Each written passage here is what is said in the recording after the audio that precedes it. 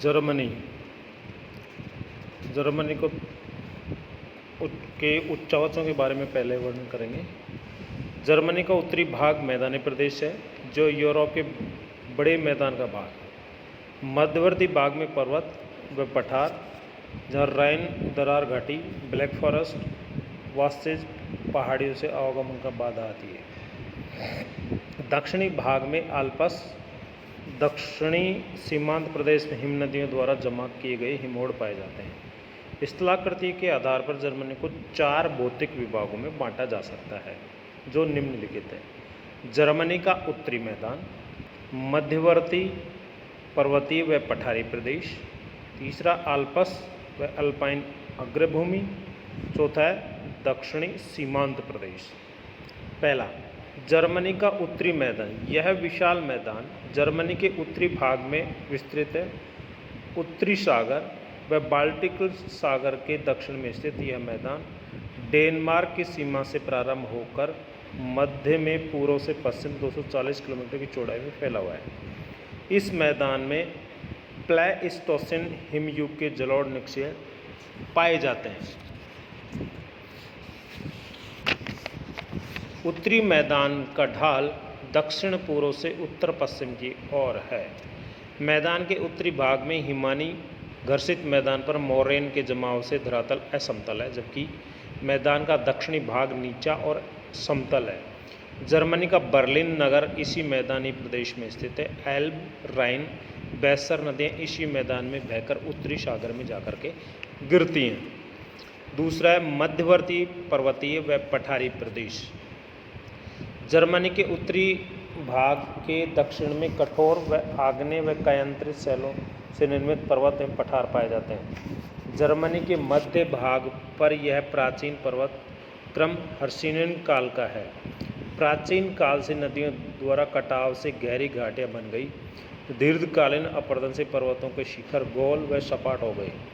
पर्वत श्रेणियों के मध्य लघु पठार स्थित हैं जिनकी समुद्र तल से 1500 से 2000 मीटर तक की ऊंचाई है। इस प्रदेश के दक्षिणी भाग में ब्लैक फॉरेस्ट और वास्तेज पर्वत श्रेणियाँ फैली हुई हैं जो पर्याप्त ऊंची हैं। आल्प्स पर्वत व अल्पाइन अग्रभूमि। जर्मनी का यह प्रदेश आल्प्स पर्वत के उत्तरी भाग में फैला हुआ है। इसके अंतर्गत आल्प्स पर्वत व उत्तरी पाद प्रदेश सम्मिलित है। आल्प्स पर्वत पूर्वी पश्चिमी दिशा में फैला हुआ है। जर्मनी का सर्वोच्च शिखर जुंगस्पिट्ज है जिसकी ऊंचाई 2963 मीटर है, इसी प्रदेश में स्थित है। आल्प्स पर्वत के उच्चवर्ती भाग सदैव हिमाच्छादित रहते हैं, यानी हिम से ढके रहते हैं। जर्मनी की अधिकांश नदियों का उद्गम स्थल भी यही प्रदेश है। दक्षिणी सीमांत प्रदेश। यह प्रदेश आल्प्स पर्वत के दक्षिण में स्थित है जहाँ हिम नदियों द्वारा निक्षेप हिमोड़ पाए जाते हैं तथा हिमोड़ निर्मित मरुस्थल आकृतियाँ विकसित हुई हैं। जर्मनी का अधिकांश कोयला भंडार इसी में फैले हुए हैं।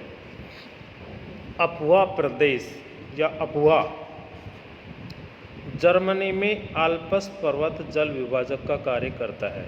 आल्प्स पर्वत के उत्तरी ढालों से निकलने वाली नदियाँ उत्तर की ओर बहती हैं हुई उत्तरी सागर में तथा दक्षिण ढाल से उत्पन्न नदियाँ दक्षिण की ओर बहती हुई भूमध्य सागर या काला सागर में गिरती हैं। राइन, वेजर, एल्ब, डेन्यूब जर्मनी प्रमुख नदियाँ हैं। पहला है राइन नदी।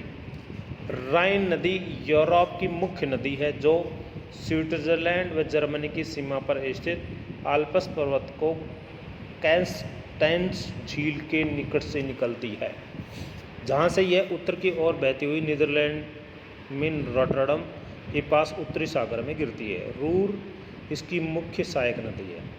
यह वर्ष भर जल से पूर्ण व व्यापार के लिए खुली रहती है। राइन नदी विश्व की सबसे अधिकतम व्यस्त आंतरिक जलमार्ग है। इसी नदी से होकर स्विट्जरलैंड, जर्मनी, फ्रांस, नीदरलैंड आदि देशों को व्यापार किया जाता है। यह नदी यूरोप की रीढ़ की हड्डी भी कहा जाता है। वेसर नदी। वेसर नदी मध्यवर्ती उच्च भूमि से निकलकर उत्तर की ओर प्रवाहित होती उत्तरी सागर में गिरती है। एल्ब नदी। यह नदी हर्ट्ज पर्वत के दक्षिण में स्थित चेक गणराज्य की उच्च भूमि से निकलकर जर्मनी के मैदानी भाग में प्रवाहित होती है। और उत्तरी सागर में गिरती है। इसी नदी की लंबाई 1158 किलोमीटर है। एल्ब नदी के किनारे पर हैम्बर्ग नगर स्थित है। डेन्यूब नदी यूरोप की सबसे बड़ी नदी है, जो जर्मनी के ब्लैक फॉरेस्ट पर्वत से की पूर्वी ढालों से निकलती है। यहाँ से पूर्व की ओर हंगरी, रोमानिया प्रवाहित होती है। यह काला सागर में जाकर के गिरती है। डेन्यूब नदी की लंबाई 2842 किलोमीटर है। ओडर नदी, यह जर्मनी और पोलैंड की प्राकृतिक सीमा बनाते हुए उत्तर में बाल्टिक सागर में गिरती है। Thank you.